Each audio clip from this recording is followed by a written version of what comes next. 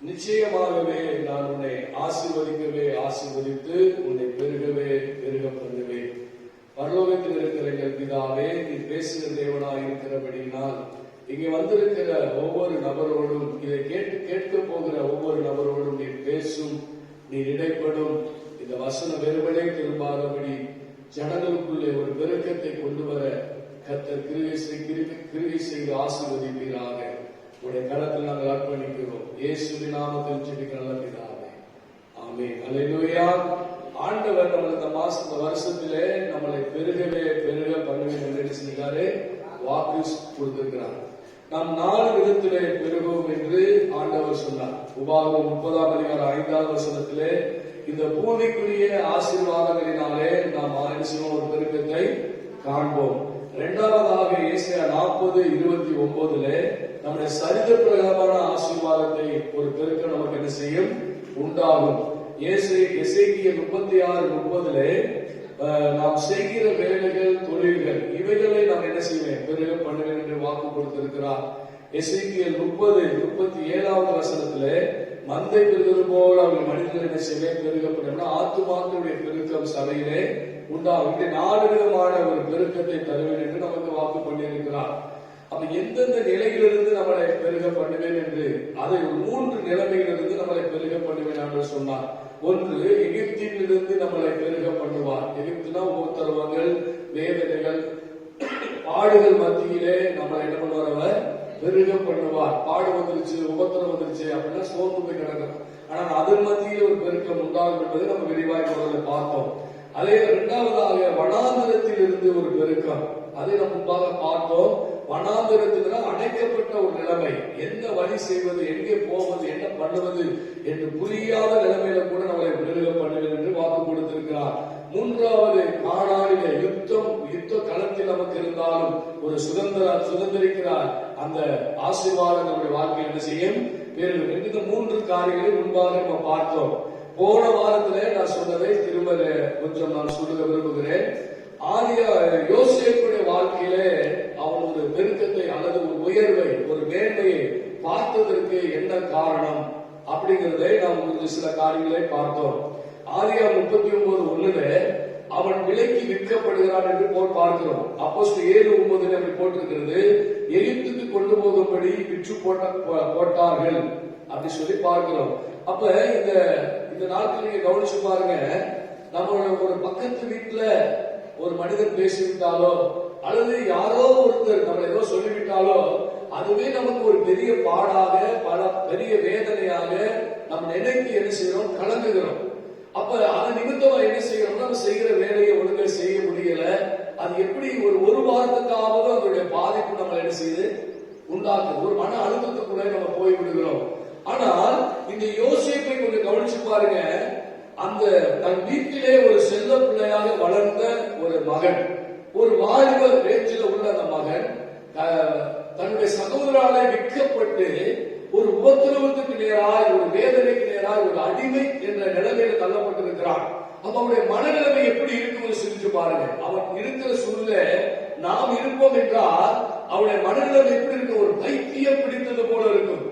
ஒரு பைத்தியக்காரனை போல என்னடா வார்த்தைன்னு சொல்லி நம்ம ஒரே குழந்தை போய் ஒரு மன வேதனையில எதையுமே செய்ய முடியாது. ஆனா யோசேப்பை பார்க்கும் பொழுது அவனுக்கு அனுமதிக்கப்பட்ட எந்த உபத்திரத்தை குறித்த ஒரு மனநிலைமை அவனுக்கு என்ன செய்யல இல்லை என்பது தெரிகிறது. அவன் அதை குறித்த ஒரு பாரமடைந்தவனாகவும் தெரியல, மன அழுத்தம் உள்ளவனாகவும் தெரியல. ஏன்னா போத்திபார் சொல்றான், அவனோடு கர்த்தர் இருக்கிறார் என்று, அவன் செய்வதெல்லாம் வாய்க்கு ஆசீர்வதிக்கப்படுகிறது என்று சொல்லி போத்திபார் கண்டு அப்படின்னு போட்டிருக்கு. அப்ப இன்னொரு மனிதன் கண்டுகிறானா அவன் பேச்சிலும் அவனுடைய செயலிலும் கர்த்தருடைய வார்த்தை வெளியே பட்டிருக்கு. அவன் வார்த்தையில என்ன பேசுகிறானோ அதை அவன் செயல்ல என்ன செய்திருக்கிறான். எப்படி பாருங்க, இருதயத்தில் இருக்கிறதா வாய் செய்ய பேசும். நம்ம இருதயம் குழம்பி போய் இருக்கும், மனசு சரியில்லாம இருக்கும்னா வார்த்தையும் சரியில்லாத வார்த்தைகள் என்ன செய்ய வரும். நம்முடைய செயலும் அப்படியே மட்டுப்பட்டு போய்விடும், ஒரு செயல்பாடற்றவர்களாய் மாறி இருக்கும். ஆனா மனசுல ஒரு தைரியமோ ஒரு விசுவாச வார்த்தை நமக்கு இருக்குமானால் நம்முடைய செயல்பாடுகள் எப்படி இருக்கும்? நம்ம செயல்பாடு அது வாய் வார்த்தைகளும் தைரியமான வார்த்தைகளாக இருக்கும். அதே போல நம்ம செயல்பாடுகளும் சரியான செயல்பாடுகளா என்ன செய்ய இருக்கும். சரிங்களா? இதை நம்ம கவனித்து இருக்கிறோம். அப்ப அவனுடைய செயல்பாடுக்கும் அவனுடைய வார்த்தைக்கும் அவனுடைய செயலை அவன் கவனிச்சு பார்த்தா அவன் இருக்கிற சூழ்நிலையை மறந்து செயல்படுகிறான், பேசுகிறான் அப்படின்னு சொல்லி பார்க்கிறோம். நீங்க அடுத்து பாத்தீங்கன்னா அவருடைய சகோதரனிடத்தில் பேசும்போது கூட பேசுற வார்த்தையை கவனிச்சு பாருங்க. அவன் அவங்க மனதை புண்படுத்தும்படியாகவோ வேதனைப்படுத்தும்படியாகவோ அப்படி பேசாதபடி நான் வந்தது உங்களுக்கு நல்லது அப்படி நல்ல வார்த்தைகளை அவன் என்ன செய்யறான், பேசுகிறான். அவருடைய காயங்களை ஆற்றும்படியாய் பேசுகிறான். அவர்களை நோதடிக்கும்படி என்ன செய்யற அவன் பேசவில்லை. நல்லா கவனிச்சு கொள்ளுங்க.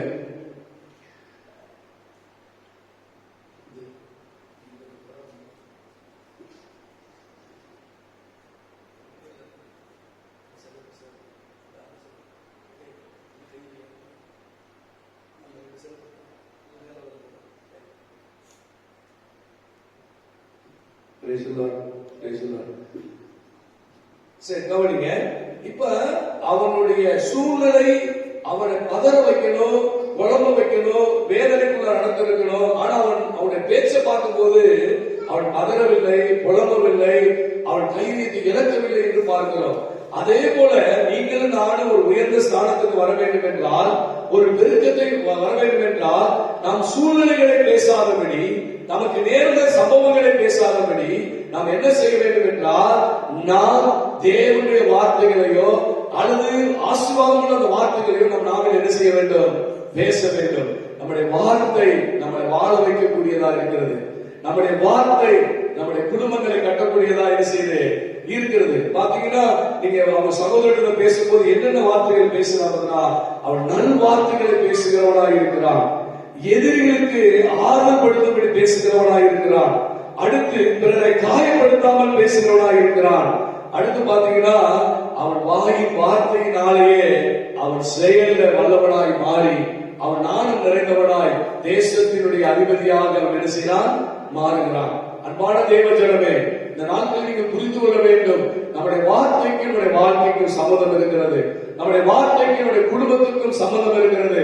நம்முடைய வார்த்தைக்கும் நம்மை சூழ்ந்திருக்கிற மக்களுக்கு சம்மதம் இருக்கிறது என்பதை புரிந்து கொண்டு நாம் சரியான வார்த்தைகளை பேசுவோம் என்றால் நாம் சரியாக நம்முடைய குடும்பத்தை கட்ட முடியும், சரியாக நம்முடைய குடும்பத்தை ஆசீர்வாதத்துக்கு நேராக கொண்டு போக முடியும். இன்னைக்கு நிறைய நேரங்கள்ல நாம் என்ன பேசுகிறோமோ அதைத்தான் நம்ம குடும்பங்களிலே பார்த்து கொண்டிருக்கிறோம். நம்ம பிள்ளைகளை குறித்து என்ன பேசுகிறோம், கணவனை குறித்து என்ன பேசுகிறோம், மனைவியை குறித்து என்ன பேசுகிறோம், அதுதான் நாட்களில் நம்ம பார்த்துக் கொண்டிருக்கிறது. புரிந்து கொண்டு கணவன் சரியில்லாமல் இருந்தாலும், மனைவி சரியில்லாமல் இருந்தாலும், பிள்ளைகள் சரியில்லாமல் இருந்தாலும் நாம் வாயினாலே அவர்களை ஆசீர்வதிக்கும் போது அந்த கணவனை ஆசீர்வாதமுள்ள கணவனாக, மனைவியை ஆசீர்வாதமுள்ள ஒரு மனைவியாக, பிள்ளைகளை ஒரு ஆசீர்வாதமான பிள்ளைகளாக நம்மளால பார்க்க முடியும். அல்லேலூயா.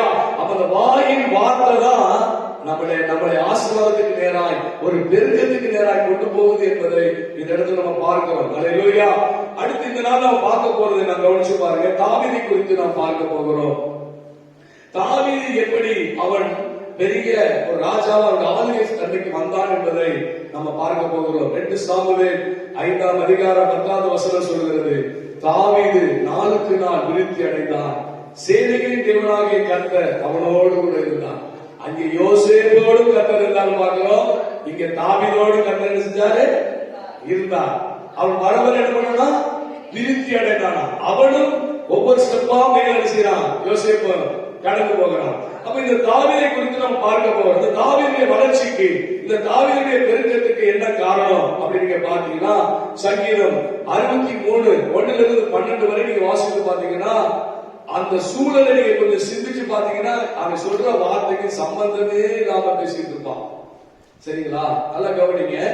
இதை நான் அந்த சூழலை கொஞ்சம் சொல்ல விரும்புகிறேன். ஏற்கனவே உங்களுக்கு சொல்லி இருக்கிறேன். பின்னாடி எகிப்தில் உபத்திரவம், பின்னாடி சவுல் அவனை வேதனைப்படுத்தும்படி, உபத்திரப்படுத்தும்படி, அவனை கொல்லும்படி, அழிக்கும்படி பின்னாடி தொடங்கி வருகிறான். உபத்திரவம் அல்லது எகிப்து என்று கூட சொல்லலாம். ரெண்டு சைடும் அடைக்கப்பட்டிருக்கிறது.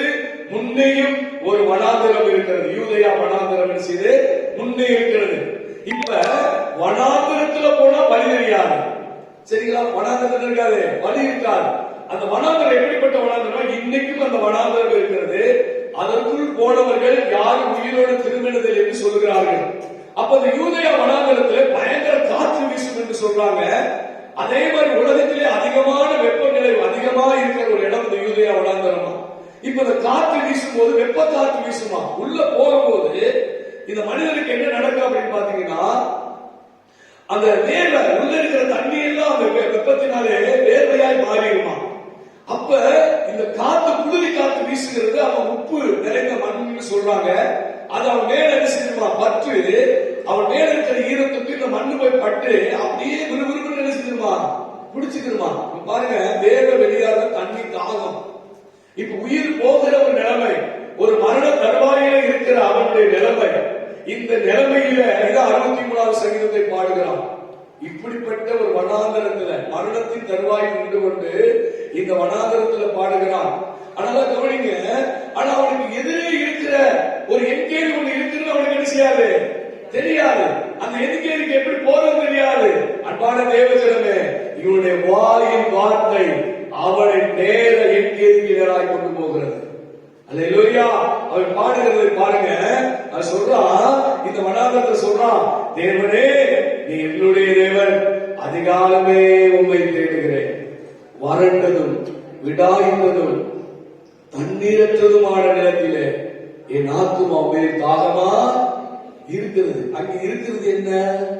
வறண்டது விடாய்த்தமான இடம். ஆனா அவன் ஆத்துமா எப்படி இருக்குதா? அவர் மேல எது மேல தாகம் இருக்கிறது? தண்ணி மேல. ஆனா எது மேல தாகமா இருக்கிறானா? அவர் மேல. அவர் சொன்ன அதிகாலை. இப்ப பாருங்க, நிறைய பேரு நீங்க கரெக்டா இந்த இடத்துக்கு நீங்க வர முடியாதபடி இந்த இடத்துல கரெக்டா வர முடியல. அதுக்கு என்ன காரணம் அப்படின்னு சொல்லி பாத்தீங்கன்னா, கொஞ்சம் தூக்கம் தான் காரணம். காலைல எந்திரிக்கிறது லேட். சரிங்களா? தூக்கம் சில பேருக்கு என்ன செய்யலாம், காலை ஆராதனைனா அந்த தூக்கத்துல எந்திரிச்சு மேல வர்றது கஷ்டம். தூக்கம் அப்படி பயங்கரமா இருக்கும். அடுத்து கொஞ்ச நேரம் பாத்தீங்க அப்படின்னா, அடுத்து நீங்க கொஞ்ச நேரம் கவனிச்சு பாத்தீங்க அப்படின்னா, உடம்புலாம் ஒரே பலவீனமா இருக்கும். இந்த பலவீனத்துல ஆராதனைக்கு போகணுமா? இதுவே நம்மள என்ன செய்து சோற பண்ணி படுக்க போட்டுருக்கோம். சரிங்களா?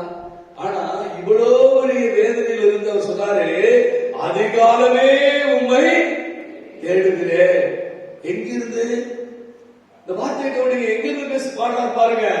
அதிகாலமே தேடுறேன். அடுத்து சொல்றாரு, என் ஜீவனை பார்க்கிலும் உங்களுடைய கிருபை நல்லது. என் ஜீவனை பார்க்கிலும் உங்களுடைய கிருபை நல்லது. இந்த சங்கீதத்தை பண்ணி வாசி பாருங்க. 5வது வசனம் சொல்றது, இனத்தையும் கொழுப்பையும் உண்பது போல் என் ஆத்துமா திருப்தியாகும், என் வாய் ஆனந்த களிப்புள்ள உதடுகளாலே உண்மை போற்றும். இதுதான் அங்கிருந்து பாட மாட்டா வார்த்தையா? அப்ப அவன் சூழல்களுக்கு ஏற்றாற் போல அவர் வார்த்தை என்ன செய்யல, பேசல. சூழலுக்கு ஏற்றாற் போல அவர் வார்த்தை என்ன செய்யல, பேசல. ஆனா தேவனை பற்றியும் அவர் எந்த தேவன் நமக்கு என்ன செய்ய போகிறார் என்பதை பற்றியும் அவன் வாய்க்காக செய்யறான், பேசுகிறான். இது ஒவ்வொரு வார்த்தையும் கவனிச்சு பாத்தீங்கன்னா, தேவனை பற்றியும் தேவன் தனக்கு என்ன செய்ய போகிறார் என்பதையும் அவன் பாடுகிறான். ஆனா ஐயோ நான் விவேகிறேன், இப்படி மரண பள்ளத்தாக்கள் வந்துட்டேன், என்னை தப்பிக்க வழி இல்லையே, இப்படி சொல்லி என்ன செய்யல, புலம்பல. இன்னைக்கு நிறைய நேரங்களில் தேவனுடைய வார்த்தையுடைய மகத்துவத்தை நம்ம அறியாதனாலே, தேவனுடைய மகத்துவத்தை நம்ம அறியாதனாலே அவரை பற்றி யோசிக்க வேண்டிய நேரங்களில், அவரை பற்றி சிந்திக்க வேண்டிய அவருடைய வார்த்தையை சொல்ல வேண்டிய நேரத்தில் நாம் சூழல்களையும் நம்முடைய பாடுகளையும் வேதனைகளையும் துன்பங்களையுமே பேசிக்கிட்டே இருக்கிறோம். அதனால இன்னைக்கு துன்பங்களும் பாடுகளுடைய வாழ்க்கையில் என்ன செய்யற, மாறாதபடி அது பெருகிக் கொண்டே போகிறது. நல்லா கவனிச்சு கொள்ளுங்க. நம்முடைய வாழ்க்கையில எப்பொழுதுமே நம்மளை சூழ்ந்திருக்கிற சூழல்களையோ, தனக்கு விரோதமாய் மனிதர்கள் எழுதி வருகிற அந்த காரியங்களையோ பேசாதபடி நாம் தேவனுடைய வார்த்தைகளையும் தேவனை குறித்தும் தன்னை குறித்தும் பேச கற்றுக்கொள்ளும் போது சங்கீதம் 23 பிறக்கிறது. அவன் அங்கே இளப்பாறுள்ள இடத்துல ஒலிவ பழங்களும் அத்தி பழங்களும் திராட்சை பழங்களும் அமர்ந்து தண்ணீர் நல்ல ஒரு இடத்துல அவன் தப்பித்து என்ன செய்யறான், போகிறான். அவன் பாடின வார்த்தைக்கு ஏற்றார் போலவே தேவனோட என்ன செய்கிறார். நல்லா கவனிங்க, இவன் பாடுகிறான் தேவன் மேல உள்ள நேச வார்த்தைகளை ஆடுகிறான். இந்த சங்கீதத்துல தேவன் மேல அவன் வைத்திருக்கிற அன்பு வார்த்தைகளை, அந்த நேச வார்த்தைகளை அவன் பாடும் பொழுது தேவனுடைய அன்பும் கிருபையும் அவன் வாழ்க்கையில அவன் தேவனுடைய கிருபை மேல செய்து இறங்கி வருது. அரசுரா ஜீவனாலெல்லாம் நன்மையும் கிருபையும் என்னை தொடரும். அல்லேலூயா. அல்லேலூயா. தேவ நேசம், தேவனுடைய பாசத்துல அன்புல அவன் பாடுற அந்த வார்த்தைகள் தேவ கிருபையும் நன்மையும் அவனுக்கு கொண்டு வருகிறது. ஆகவே நம்முடைய வார்த்தைகள் சரியாய் இருக்குமானால் தேவனுடைய ஆசீர்வாதங்களினாலே நாம் பெருக முடியும். அல்லேலூயா. தேவனுடைய காரியங்களினாலே நாம் பெருக முடியும். நம்முடைய வார்த்தை ரொம்ப முக்கியம் என்பதை நீங்கள் புரிந்து கொள்ள வேண்டும். நீங்க அடுத்தபடியா நீங்க பாத்தீங்கன்னா 1 சாமுவேல் 17ஆம் அதிகாரம் 23வது வசனத்தில் நீங்க பாருங்க. 17ஆம் அதிகாரத்தை நீங்க வாசித்துக் கொள்ளுங்க. நான் கூட ஒரு வசனத்தை உங்களுக்கு சொல்லுகிறேன். அவருக்கு தாவீதுடைய வார்த்தைகள் எப்படிப்பட்டதா இருக்கிறது பாருங்க. சவுலை அபிஷேகம் பண்ணது யாரு? சாமுவேல். சரிங்களா? தாவீதை அபிஷேகம் பண்ணது யாரு? சாமுவேல். சரிங்களா? அதே சமயம் ராஜாவா சவுலை தெரிந்து கொண்டதும் தேவன், தாவீதை தெரிந்து கொண்டதும் தேவன். சரிங்களா? ஆனா 2 பேருக்கு ஒரு வித்தியாசத்தை பாருங்க. இவன் வார்த்தையெல்லாம் சாபமான வார்த்தைகள். இவனுடைய வார்த்தைகள் என்ன செய்ய? சாபமான வார்த்தைகள். யாருடைய வார்த்தை? சவுளுடைய வார்த்தை. சவுல் கொண்டது 1000, தாவீது கொண்டது 10000. தாவீதுக்கும் 16000 அப்படின்றான். எப்படி சொல்றான்? அவன் யோனத்தான சொல்றான், அவன் இருக்கும் தொட்டிக்கும் நீ ராஜாவே ஆக மாட்ட. அவன் வாயினாலே ராஜாவே ஆக. அவன் இருக்கிறதுக்கு நீ என்ன ஆக மாட்ட? ராஜாவா ஆக மாட்ட. சரிங்களா? நீ ஒரு சத்துருவை என்ன பண்ணீங்க? தோழனா கொண்டிருக்கிய நீங்க என்ன செஞ்சுக்கல? அழிஞ்சு போவ. இவன் என்ன பேசினாலும் அதான் குடும்பத்தில் நடந்திருக்கு. வாழ்நாளெல்லாம் அவனுக்கு சத்துருவாவே என்ன செஞ்சிருக்கிறான்? இருந்திருக்கிறான். அவனுடைய பதட்டம், ஐயோ ராஜாவாயிரானோ, நமக்கு மதிப்பு போயிடுமோ, அவன் என்னமெல்லாம் இருந்தான். அதனாலதான் அவன் இருக்கிற நாளெல்லாம் தாவீதுக்கு விரோதமாவே ஓடிட்டு இருக்கான். அவன் பேச்சும் அவன் செயலும் தேவனுக்கு விரோதமான காரியங்களை செஞ்சுக்கிறான். காரணம் என்ன தெரியுங்களா? அவன் இருதயத்தில் இருக்கிற அந்த சூழ்ந்து இருக்கிற அந்த எண்ணங்கள், அவன் தாவீதை குறித்து இருக்கிற தவறான எண்ணங்கள் அவனை தவறா பேச வச்சு கடைசியில் அவன் வாழ்க்கையும் அவனுடைய குடும்பத்தை அவனுடைய சந்ததியை அடக்கி வச்சிச்சு. அல்லேலூயா. நல்லா நீங்க புரிந்து கொள்ள வேண்டும். ஆனா தாவீது பாருங்க, அவன் இருக்கிற சூழ்நிலை மாதிரியே பேச மாட்டான். அப்சலோனுக்கு பயந்து போவான். சரிங்களா? சங்கீதம் 3, நீங்க சங்கீதம் 3 எடுத்து பாத்தீங்கன்னா அங்க அப்சலோமுக்கு பயந்து ஓடுகிற சூழ்நிலையில பாடப்படுகிற சங்கீதம். அதுல முதல்ல 3 வசனங்கள் 4 வசனங்கள் சொல்றத பாருங்க. கர்த்தாவே, என் சத்துருக்கள் எவ்வளவாய் பெருகி இருக்கிறார்கள், எனக்கு விரோதமாக எழும்புகிறவர்கள் அநேகர், தேவனிடத்தில் அவனுக்கு ரட்சிக்கவில்லை என்று என் ஆத்மாவை குறித்து சொல்லுகிறவர்கள் அநேகராக இருக்கிறார்கள். ஆனாலும் இப்படிதான் இருக்கிறாங்கப்பா அப்படி சொல்ல பாருங்க. ஆனாலும் கர்த்தாவே, நீர் என் கேடகமும் என் மகிமையும் என் தலையை உயர்த்துகிறவருமாக இருக்கிறீர். அல்லேலூயா. நான் கர்த்தரை நோக்கி சத்தமிட்டு கூப்பிட்டேன். அவர் தமது பரிசுத்த பர்வதத்திலிருந்து எனக்கு நம்ம என்ன சொல்லுமா? அங்க என்ன நிலைமை சொல்லுங்க? என்ன நிலைமை? அப்சலோம் அங்க ஆலோசனை நடக்குது தாவீதை அழிப்பதற்கு. சரிங்களா? ஆலோசனை நடந்து கொண்டிருக்கிற அங்க அப்சலோம் அகித்தோப்பன் ஆலோசனை கொடுக்கிறான். ஆனா கர்த்தர் இறங்கி என்ன பண்றாரு? அவன் ஆலோசனையை மாத்துகிறார். சரிங்களா? கர்த்தர் இறங்கி என்ன செய்யறார்? ஆலோசனையை மாத்துகிறார். நல்லா கவனிங்க, பேசுறீங்க கேட்கலாம், ரெக்கார்ட் ஆகுது. நல்லா கவனிங்க. அல்லேலூயா. அப்சலோம் என்ன செய்யறார்? அகித்தோப்பனுடைய ஆலோசனையை இவனுடைய வார்த்தை அங்கு கிரியை செய்து பாருங்க. ஆலோசனை அபத்தமாக்கி போடுகிறது. ஆலோசனை அபத்தமாக்கி போடுறது மாத்திரமல்ல, அங்க இன்னொருடைய ஆலோசனையை அந்த அப்சலோம் கேட்க முடியாத மாற்றுகிறான். இப்ப என்ன நிலைமை பாருங்க. இந்த செய்தி இப்ப தாவீதுக்கு வருகிறது. இப்ப யோர்தான் என்ன செய்யணும்? கடந்து ஓடணும். யோர்தான் என்ன செய்யணும்? கடந்து போகணும். சீக்கிரம் இரவோடு இரவா அடங்கி பாருங்க. நான் படுத்து நித்திரை செய்ய விழித்துக் கொண்டே என்னை தாங்குகிறார். இப்ப இரவோடு இரவாக தொடர்ந்து வரப்போறாங்க செய்தி போன உடனே இரவோட இரவா அவங்க அக்கறைப்படணும், அந்த ஆத்தை கடந்து போகணும். அப்ப எவ்வளவு அந்த தைரியத்துல அந்த ஆத்தை கடந்துப்பாங்க பாருங்க. அந்த வார்த்தை அவங்களை கடக்கப்படுகிறது. அல்லேலூயா. அந்த சூழலோ மோசமானது, ஆனால் தாவீதோ அதற்கு எதிராக பேசுகிறார். நம்ம நினைச்சோம் கர்த்தர் கைவிட்டுட்டாரு, அதனால இதெல்லாம் எனக்கு என்ன செய்யுது நடக்குது அப்படி நினைப்போம். அந்த பாடு போது கைவிட்டாரு அப்படின்னு நினைப்போம். அன்னைக்கு நல்லா நீங்க புரிந்து கொள்ளுங்க, அந்த வார்த்தை அவனை மேற்கொள்ள வைக்கிறது. தேவ வார்த்தை அவனை அதை ஜெயிக்க வைக்கிறது, அதை கடக்க வைக்கிறது. அப்ப தேவனுடைய வார்த்தையை நீங்கள் எந்த அளவிற்கு உங்க நாவினால் நீங்க சொல்ல ஆரம்பிக்கிறீங்களோ, உங்க சூழலுக்கு ஏற்பாய் சொல்ல ஆரம்பிக்கிறீங்களோ, அப்ப அதை நம்மளால மேற்கொள்ள முடியும், அதை ஜெயிக்க முடியும். அல்லேலூயா. இப்ப நல்லா கவனிச்சு கொள்ளுங்க. இப்ப 1 சாமுவேல் 17ஆம் அதிகாரத்துக்கு வருவோம்.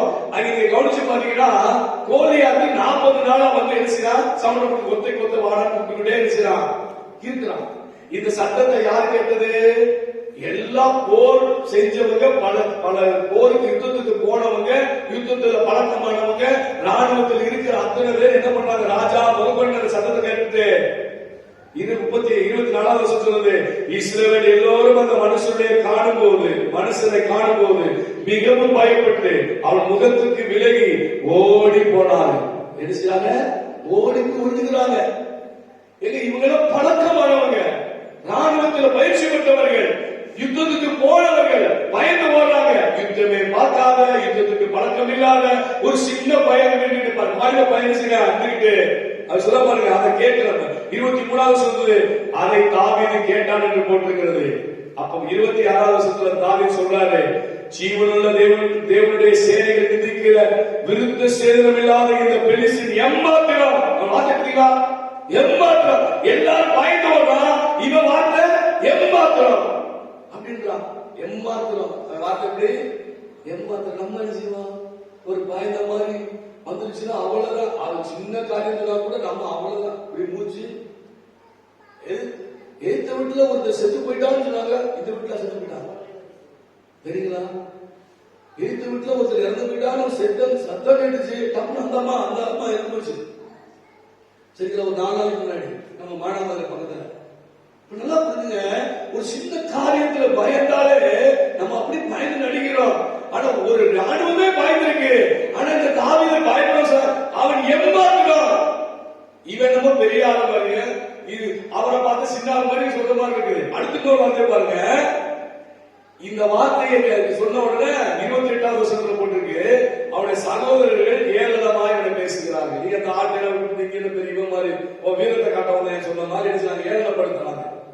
ஆனா அந்த காப்பை என்ன செய்யறாங்க, காதல வாங்க. அதுக்கு பதில என்ன பேசுற பாருங்க, நமக்கு எதுக்குலாம் வம்பு, நம்ம வாட்டுக்கு போயிருவோம்டா அப்படின்னு நம்ம போயிருப்போம். அவன் என்ன சொல்ற பாருங்க 29வது வருஷத்துல, நான் வந்ததுக்கு இங்க முகாந்திரம் இல்லையா, இங்க வந்ததுக்கு முகாந்திரம் இல்லையா, அங்க எம்மாத்திரம் இங்கே முகாந்திரம் இல்லையா, எல்லாம் செத்து போயிருக்க போய் ஒளிறாங்க.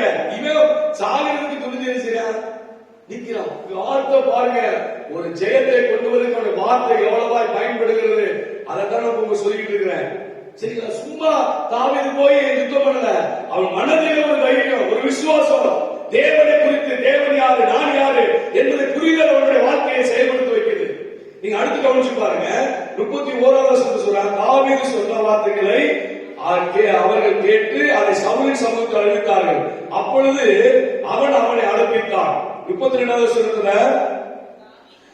நான் சொல்றேன், நான் யுத்தம் பண்ணுவேன், இந்த பெலிஸ்தீனோட போய் என்ன செய்வேன், யுத்தம் பண்ணுவேன்னு சொல்றான். அதுக்கு தாவீது சவுல் என்ன சொல்றாங்க 33வது வருஷத்துல, அவனை பயமுறுத்துற மாதிரியே பேசலாம்.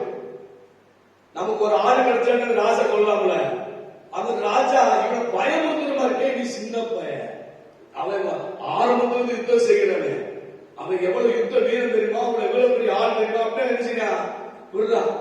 ஆனா அவன் அதை என்ன செய்யறான் தெரியுமா, 34 37 வாசி பாத்தீங்கன்னா, அவன் தந்தை யார் என்றும் தான் ஆராதிக்கிற தேவன் யார் என்று அறிந்தவனாய் பேசுகிறான். சமயத்துல நான் ஒரு தடவை கரண்டை கொண்டேன், சீத்தை கொண்டேன், அதுக்கு கர்த்தர் எனக்கு என்ன செஞ்சாரு, உதவியா இருந்தாரு. இவனை கொல்லவும் உதவியா, கர்த்தர் யாரு நான் யாரு அப்படிங்கிற வார்த்தை பேசுகிறான். அந்த வார்த்தை என்ன செய்யறான் பேசுகிறான். இப்ப 40-44 கோலியாத்து பேசுகிறாங்க. தாவீதை பார்த்து ரொம்ப கேவலமா இலக்கமா பேசுறான். அங்கேயாவது இந்த தாவீது பின்வாங்கறான பாருங்க. அங்கேயும் சொல்றான், டேய் நீ இல்ல, நான் உன்னை அடிச்சு கொண்டு என்ன பண்ணுது, ஆளாய்ந்த பறவைக்கு போடுவேன் அப்படின்றான். சரிங்களா? இந்த வார்த்தை தான் அவனுடைய பேசின வார்த்தை. என்ன அர்த்தம்? இருதயத்துல என்ன இருந்துச்சோ அத வாயில வந்துச்சு. அப்ப இருதயம் என்ன பண்ணுச்சுன்னா, அவன் விசுவாசத்துல அந்த தைரியத்துல இருக்கிறான். வாயில பேசுறதெல்லாம் தைரியமுள்ள வார்த்தைகள், விசுவாசம் உள்ள வார்த்தைகள். தேவனை பற்றியும் தன்னை பற்றியும் பேசுகிறான். தேவனுக்கு நான் யாராக இருக்கிறேன், என் தேவன் எப்படிப்பட்டவர் என்று பேச பேச அவனை அறியாமலே வந்த பொழுது யுத்தம் கர்த்தருடையதாய் மாறினது. கர்த்தரை அவன் என்ன பண்ணாரு, அடிச்சார். நீங்க ஈஸியா அந்த சம்பவத்தை சொல்லிட்டு போயிடறாங்க, நம்ம கேட்கிறோம். ஆனா எப்படி அவன் ஜெயிச்சா? இந்த வார்த்தை ரொம்ப முக்கியம். கேட்கிற வார்த்தை முக்கியம். எதை கேட்கிறோம், எதை பேசுகிறோம், இத தாவீதுடைய வாழ்க்கையில் இதுதான் நம்ம கற்றுக்கொள்கிற பகுதியிலிருந்து. அப்ப நீங்கள் நானும் எதையோ கேட்கிற கேவலமா பேசுகிற வார்த்தைகள், கேவலமா பேசுகிற வார்த்தைகள், நம்மளை பயமுறுத்துகிற வார்த்தைகளை கேளாதபடி தாவீதை போல தைரியம் உள்ள, விசுவாசம் உள்ள, தேவனை பற்றி, தேவன் யார், நான் யாரு என்ற வார்த்தைகள் நாம் பேசும்போது நாம் ஒரு உயர்ந்த ஸ்தானத்துக்கு வர முடியும். அல்லேலூயா. அவன் சவுலால நெருக்கப்பட்ட பொழுதும், அவனுடைய மன அழுத்தமான பாதைகளை கடந்து போன பொழுதும், அவன் தாவீது தன் விசுவாச வார்த்தை நிறைந்தவனாய் அநேக சங்கீதத்தை வாசிக்கும் போது அவன் வார்த்தையினாலேயே அவன் உயர்ந்த ஸ்தானத்துக்கு வந்திருக்கிறான். அல்லேலூயா. அதை நல்லா புரிந்து கொள்ளுங்கள். இந்த நாட்களில் நான் இன்னொன்று சொல்ல விரும்புகிறேன். ரூத்து நகோமி நீங்க எடுத்துக்கிறீங்க. ரூத்தை நகோமி எடுத்துக்கிட்டீங்க அப்படின்னா, நகோமி வயதானவன். சரிங்களா? அவன் கணவனை இழந்திருக்க, 2 பிள்ளைகள் அடைச்சிருக்கிறான், இழந்திருக்கிறான். ரூத்து இளமையானவன். இப்ப வாழ வேண்டிய வயசு. ஆனா குழப்ப வேண்டியது யாரு? ரூத்தா நகோமியா? ரூத்து தான் குழப்பணும். ஆனா நகோமி ரூத்தோட என்ன செய்யறா, தேசத்துக்கு போறான். போகும்போது அந்த நகோமியுடைய வார்த்தையை பாருங்க. ஒரு மாசம் நகோமியா நீ அப்படி கேட்கிறாங்க. நீ நகோமின்னு சொல்லாத, நான் கசப்பு நிறைஞ்சவன். என் வாழ்க்கையில எல்லாம் நிறைவா போனேன், எல்லாம் குறைஞ்சு போச்சு, குறைவா மட்டும் வந்திருக்கிறேன், மனசுல வந்திருக்கிறேன், சிறுமைப்பட்டு வந்திருக்கிறேன், எல்லாம் கட்டதான் என்றார். வார்த்தை பாருங்க, அசுவிசுவாச வார்த்தை. இன்னொன்னு, மருமகள் பாருங்க, நீங்க போங்க, இனி உங்களுக்கு வார்த்தை கொடுக்க முடியாது, நீங்க நல்லா போய் வாழுங்க அப்படி பின்மாற்றம், மற்றவங்களை பின்தொடர மாதிரி பேச்சு. அடுத்துக்கு கவனிச்சு பாருங்க, முறுமுறுப்பு. கட்டளை கொடுத்துருச்சா முறுமுறுப்பு. ஆனா ரூத் பேச்ச பாருங்க. அவ சொல்றா, நீ போமான்னு சொன்னா, அவ சொல்றா, உன்னுடைய தேசமும் உன்னுடைய தேவனும் என்னுடைய தேவன், உன்னுடைய ஜனம் தான் என்னுடைய ஜனம். அவ சொல்றா, நீ சாக செத்தாலும் அங்கதான் செய்வேன். அப்படி என்ன பேசுறவ? அவன் வார்த்தை தேவனை பற்றி அறிந்திருந்ததுனால, தேவன ஜனங்களுக்கு எப்படிலாம் செய்திருந்தாரு என்ற விசுவாசத்துல அவன் வார்த்தை என்ன செய்யுது, பேசுது. அல்லேலூயா. நீங்க பாத்தீங்கன்னா போவாசத்துல போய் பேசுவா. ரூத் 3ஆம் அதிகாரம் 9ஆம் வசனத்துல, நீ என் சுதந்திரவாளி. நீ யாரே? என் சுதந்திரவாளி. அவன் பேச்சு தைரியமான பேச்சு, விசுவாசமான பேச்சு. ஐயோ என் புருஷன் போயிட்டான், இந்த கேள்வி வச்சுக்கிட்டு நான் என்ன பண்ண போறேன், எனக்கு இந்த தேசத்துல மதிப்பு இல்லையே, எங்க ஜாதி கீழ்பட்ட ஜாதியே எங்களை ஏற்றுக்கொள்ள மாட்டாங்களே, நான் என்ன இந்த ஜனங்களை என்னை கொண்டு போட்டுவாங்களோ அப்படின்னு நினைச்சல, பயப்படுத. பெரிய பிரபு கிட்ட போய் கேட்கிறா, நீ என் சுதந்திரவாளி. அல்லேலூயா. சரிங்களா? நல்லா கவனிங்க. இந்த இதனுடைய சாராம்சத்துல இதே நான் மேலாக இருந்தேன். நல்லா கவனிங்க. உங்களுடைய வாழ்க்கையில, என்னுடைய வாழ்க்கையில பேச்சு இருக்கு பாத்தீங்களா, வார்த்தை. என் வாயிலிருந்து புறப்படுகிற வார்த்தை என்னை ஆசீர்வதிக்குது, என்னை பெருக பண்ணுகிறது, என்னை உயர்த்துகிறது. அதே வார்த்தை என்னை கொல்லவும் செய்கிறது, என்னை சீரழிக்கவும் பண்ணுகிறது. அதே வார்த்தை என்னை கெடுக்கவும் பண்ணுகிறது. நல்லா புரிஞ்சு கொள்ளுங்க. நம்ம வார்த்தைகளை மாறணும், வாயில பேசுகிற வார்த்தைகளை மாறணும். நான் பெருக்கத்தை காண வேண்டும் என்றால் தேவ வார்த்தைகளும் வாக்கு தத்துவங்களும் என் வாயிலிருந்து புறப்பட்டுக் கொண்டே இருக்கும் போது என் வாழ்க்கையில் நான் பெருகிக் கொண்டே இருப்பேன், நான் உயர்ந்து கொண்டே இருப்பேன், நான் வாழ்ந்து கொண்டே இருப்பேன். அதை விட்டு நம்ம சூழ்நிலையிலும் எவ்வளவு வந்து பேசுறது சொல்றதை வச்சுக்கிட்டே காதை ஏற்றுக்கிட்டே இருந்தீங்கன்னா ஒன்று நடக்காது. ஒரு காலத்துல நான் இந்த மனுஷ வார்த்தைகள் என்று மாச கணக்கில் சோர்ந்து போய் கிடந்திருக்கிறேன். ஆனா நாட்கள் இந்த காரியங்களை குறித்து நான் அறிந்த பொழுது என் வாழ்க்கையில யார் என்ன சொன்னாலும் கொஞ்ச நேரம் நிக்க அப்புறம் காணாம மறந்துடும். எனக்கு ஆட்டோமேட்டிக்கா என்ன சொன்னாலும் எழுதுகிறேன், மறந்துடு. ஏன்னா அந்த தேவனுடைய வார்த்தையை நான் சொல்ல சொல்ல என் காது கேட்குது. என் காது கேட்க இறுதி என்ன செய்யுது? நிரம்புது. இப்படி வார்த்தைகள் நிரம்பும் போது மனிதர்களால் பேசப்படுகிற சோர்வு வார்த்தைகள், வேதனை வார்த்தைகள், கேவலமான வார்த்தைகள், அசிங்கமான வார்த்தைகள் நம்ம மனிதனை தற்காலங்களை காணாமல் என்ன செய்யுது? போயிருது. நம்ம இப்படித்தான் எழும்பணும்.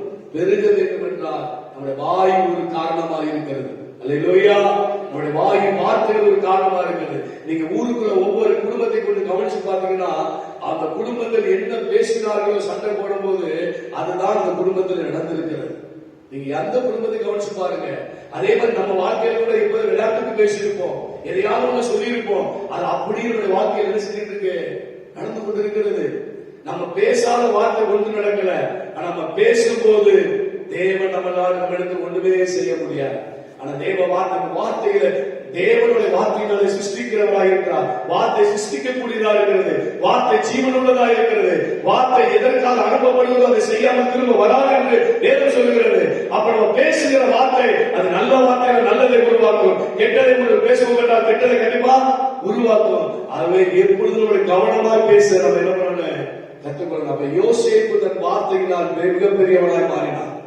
தாவீது தன்னுடைய வார்த்தைகளினாலே அவன் ராஜாவாய் மாறினான். நீங்களும் நானும் தேவனுடைய வார்த்தைகளை, நம்முடைய வாயின் வார்த்தைகளை, தேவ வார்த்தைகளை, நல்ல வார்த்தைகளை நாம் பேச ஆரம்பிப்போமானால் நம்முடைய வாழ்க்கையில மென்மேலும் பெருகி உயர்ந்த நிலைமைக்கு நம்மளால் வர முடியும். தன்னை குறித்து தாழ்வாகவோ நம்மளை தரக்குறைவோ நம்மளே நம்ம பேசக்கூடாது. நம்ம குடும்பத்தில் உள்ளவர்களை பேசக்கூடாது. இப்படி நாம் செயல்படும் போது கர்த்தருடைய ஆசீர்வாதத்தை நீங்களாம் நினைச்சு முடியும், பெற்றுக்கொள்ள முடியும். ஆகவே இந்த நாளை தாவீதை உயர்த்தின தேவன், யோசேப்பை உயர்த்தின தேவன் உங்களை உயர்த்தி பெருக பண்ணுவாராக. எல்லா நிலைமையிலும் நீங்க பெருகி உங்களை ஆசீர்வதிப்பாராக. நாம் ஜெபம் பண்ணுவோம். எங்களை நேசித்த நல்ல தகப்பனே, இந்த அருமையான வேலையில் ஆண்டவரே எங்களுடைய நாவை நீர் தொடுவீராக. எங்கள் நாவை நீர் தொடுவீராக. ஆண்டவரே தேவையற்ற வார்த்தைகள், அசுத்தமான வார்த்தைகள், ஆண்டவரே கேட்கிற வார்த்தைகள், ஆண்டவரே நாங்கள் பார்க்கிற சூழ்நிலைகள், இவைகளை பற்றி நாங்கள் பேசாதபடி தேவ வார்த்தைகளையும் தேவனுடைய ஆசீர்வாதமான வார்த்தைகளையும் வாக்குத்தத்த வார்த்தைகளையும் எங்கள் தேவன் கிறிஸ்துவுக்குள் நாங்கள் யாராக இருக்கிறோம் என்பதை குறித்து நாங்கள் பேசி பேசி பேசி எங்க வாழ்க்கையில எல்லா ஆசீர்வாதத்தை சோதனைக்கத்தக்கதாய் எங்கள் நாவை கர்த்தர் தொடுவானாக. ஆண்டவரே நாவை ஆசீர்வதியும் அப்பா. இந்த சாபமான வார்த்தைகள் நாவை விட்டு நீங்கி போகட்டும். தேவனுடைய வல்லமை நாவை ஆசீர்வதிக்கட்டும். ஒரு பெருக்கத்தை பார்க்க, ஒரு சிருஷ்டிப்பை பார்க்க, வார்த்தையை உருவாக்குகிற தன்மை நாங்கள் கண்டு மகிழ்ந்து உம்மை மகிமைப்படுத்த எங்கள் ஒவ்வொருவருக்கும் நீர் உதவி செய்கிறார்கள். உங்களுடைய கரத்தில் நாங்கள் ஒப்புக் கொடுக்கிறோம். ஆண்டவராக இயேசு கிறிஸ்துவின் நாமத்தில் ஜெபிக்கிறோம். எங்கள் ஜெபம் கேளும் நல்ல பிதாவே. ஆமென். அல்லேலூயா.